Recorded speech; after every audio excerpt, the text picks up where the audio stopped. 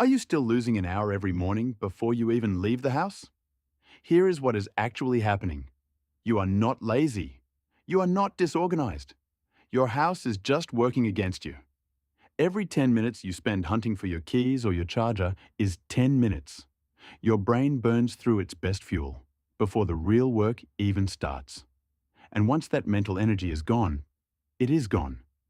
So today, we are fixing the design of your morning, not your mindset. One system, your door. Because right now, your mornings are bleeding out quietly, and most guys have no idea how much it is costing them.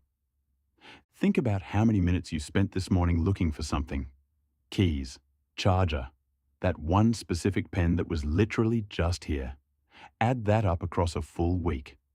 Misplacing small things like that, keys, laptop chargers, shoes, impedes your time management more than almost anything else. And the worst part is, most people do this every single day and just chalk it up to being bad at mornings. They are not bad at mornings. Their room is just fighting them. Here is the real problem. Most people think they have a discipline problem. They wake up and think, I just need more motivation. I need to be better. No, you do not. You have a design problem. The space around you is set up in a way that creates chaos, and no amount of willpower fixes a bad layout. The room is working against you before you even brush your teeth. Think about what actually happens when you wake up. You start the day sharp, full tank. Brain is ready to go. And then, within the first 40 minutes, you are in full scramble mode. Hunting for your laptop bag, retracing your steps from last night, checking 3 different spots for the same charger. That tank drains fast, really fast. Your brain runs on a fixed amount of peak energy. That is when your thinking is clearest, your decisions are sharpest, your output is best. But if you burn through that bandwidth hunting for your water bottle, you walk into your first real task of the day already running low. And a depleted brain does not do great work. It just gets by. And here is the part that almost nobody talks about. It is not just the time you lose. It is the mood. That low-grade stress from a chaotic morning does not just disappear once you find your keys. It follows you into your first meeting, into your first email, into your first decision of the day. You are already behind before you even sit down. You feel it even if you cannot name it. So here is what people get wrong. They treat this like a motivation problem.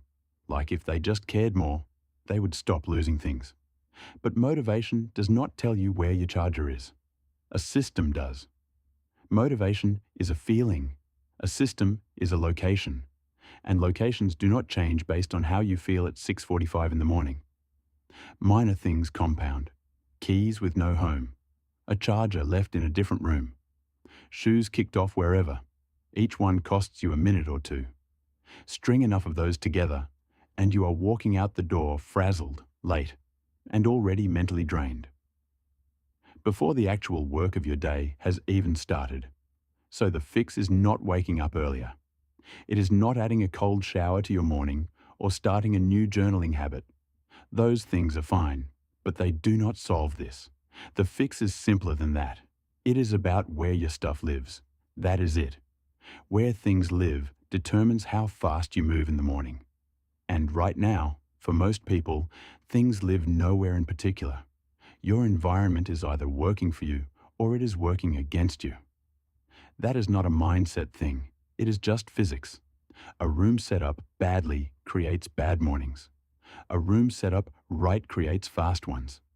And you do not need to redesign your whole apartment to fix it. You just need one spot. That one spot is called the exit station. And here is the breakdown. The exit station is one spot right next to your door. Could be a small shelf. Could be a hook on the wall. Could be a little table you picked up for $20. The furniture does not matter at all. What matters is that everything you need to leave the house lives there and only there. That is the whole rule. Now here is where most people go wrong. They pack their bag in the morning. That sounds totally fine until you think about what is actually happening. You are making real, active decisions about what to bring while your brain is still half asleep, and you are already running late. That is the worst possible time to think. So here is what goes in the station: bag, keys, coat, headphones, laptop, and all its charges, water bottle. And your bag should be complete. Notepads, textbooks, whatever you need for your day already packed inside. The rule is simple. If it is not in the station the night before, it does not exist in the morning. Everything is within easy reach, so you are not struggling to find things as you are trying to leave. You set this up the night before. Takes 5 minutes, maybe less. Your brain is still working at night. You are not rushed. You are just moving objects from wherever they are to where they need to be. 5 minutes of calm prep so your morning has zero scramble.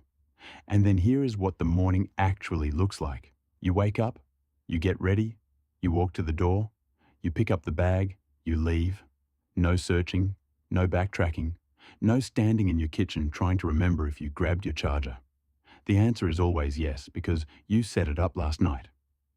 This is what environmental design actually means in practice. You are not relying on memory. You are not relying on willpower. You are building a physical setup that removes the decision entirely. The door does the thinking for you. And when the door is doing the thinking, your brain gets to save its energy for work that actually matters. Think about how pilots run their pre-flight checks. They do not stand in the cockpit trying to remember what to verify. They follow a checklist. Same items every time. Same sequence every time. Same spot every time. Not because they are forgetful, because they are smart enough to not trust memory when a system works better. Your exit station runs the same way. The key takeaway here is this: the exit station is not about being tidy. It is not about having a clean entryway. It is about protecting your mental bandwidth for the output that actually moves your life forward. Right now, you are burning that bandwidth on logistics, finding things, remembering things, grabbing things at the last second. That is a bad trade. Stop making it. So your exit is clean. You are out the door fast with everything you need, and your brain is still running at full capacity. But getting out the door is only part of it. Because once you actually sit down to work, that is where the next chunk of your day quietly disappears. And most people never see it coming. You sit down to work, you have your list, you pick task 1, and you start. Then a notification pops up. Then you remember an email you never sent.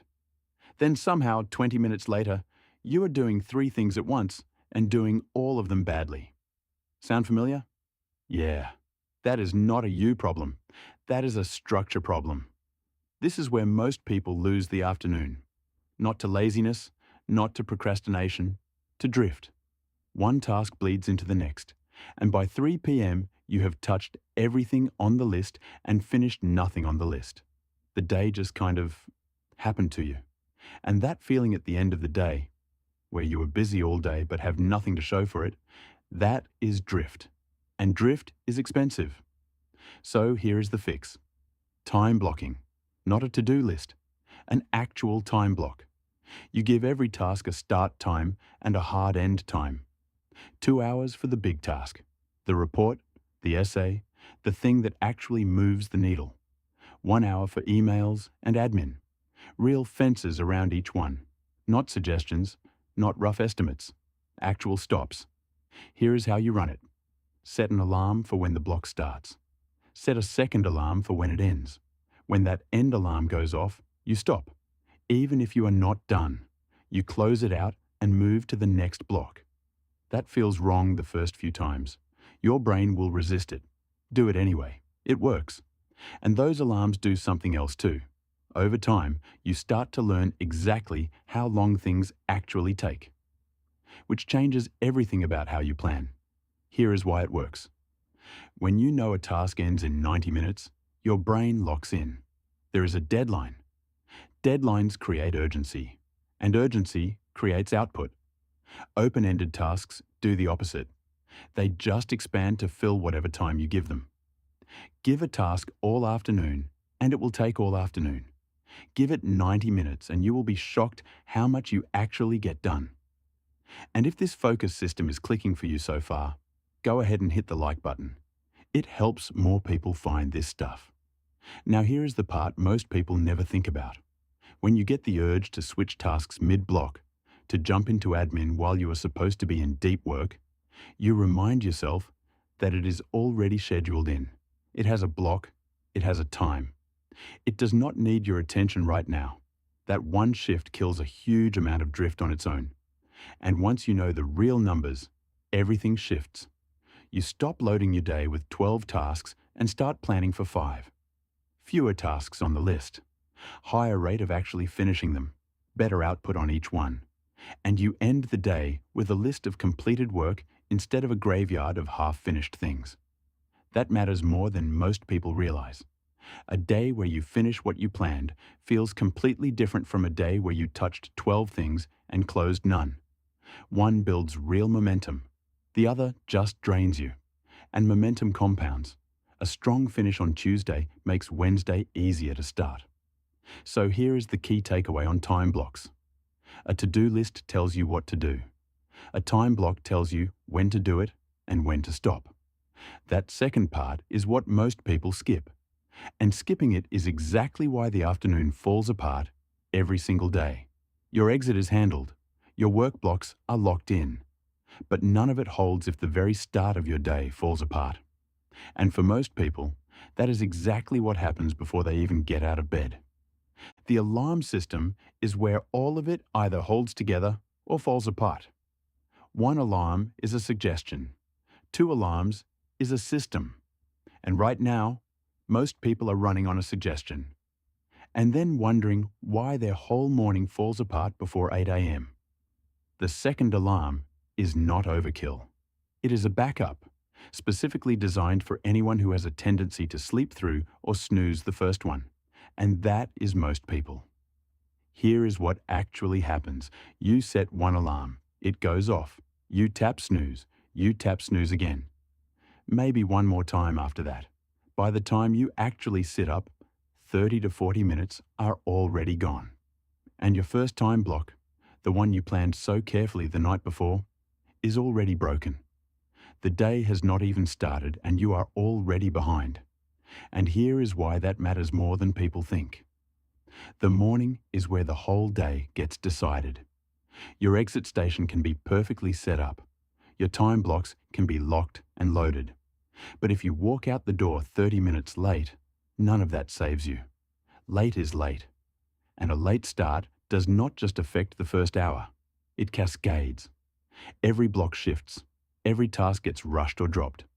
One snoozed alarm quietly wrecks the whole structure. So here is the fix. Set 2 alarms. First alarm goes off at your real wake time. Second alarm fires 5 to 10 minutes later as a hard backup. That gap is small on purpose. 5 to 10 minutes is not enough time to fall back into deep sleep.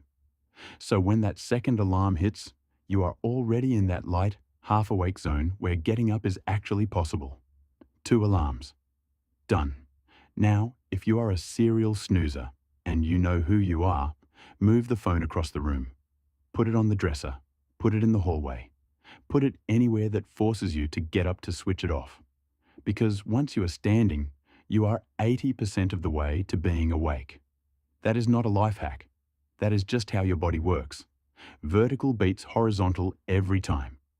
Some people take this further and set the first alarm a full hour before they actually need to get up. That sounds extreme, but the logic holds. If you snooze through 40 minutes of alarms, you still wake up on time. You have built a safety net directly into the system so that snoozing cannot wreck the day. The system absorbs the bad habit instead of getting destroyed by it. None of this works as well as it should if you are going to bed at 2 a.m. Winding down at a reasonable time and keeping a consistent sleep schedule is the foundation underneath all of this. The alarms help. But they help a lot more when you are not fighting 3 hours of sleep debt every morning. The goal here is not to turn you into someone who springs out of bed the second the alarm sounds. That person might not be you. That is fine. The goal is a system that gets you up on time no matter how you feel at 6 a.m. Because how you feel at 6 a.m. is usually terrible. The system does not care. It just works. And when the wake-up is handled, the exit station is ready, and the time blocks are set, the whole day runs on systems instead of willpower. Which is exactly the point. 3 systems. That is, all this is. Willpower runs out. Systems do not. You do not need more discipline. You need a bag by the door, 2 alarms set, and a calendar with hard fences around your work. That is the whole thing. So tonight, build the exit station. That is your one action. 5 minutes. Bag, keys, laptop, chargers, coat. All of it by the door before you sleep. Tomorrow morning will feel different. Not because you changed as a person, but because the environment did. The system wins where willpower fails every time. Subscribe for more systems like this. No fluff. Just what works.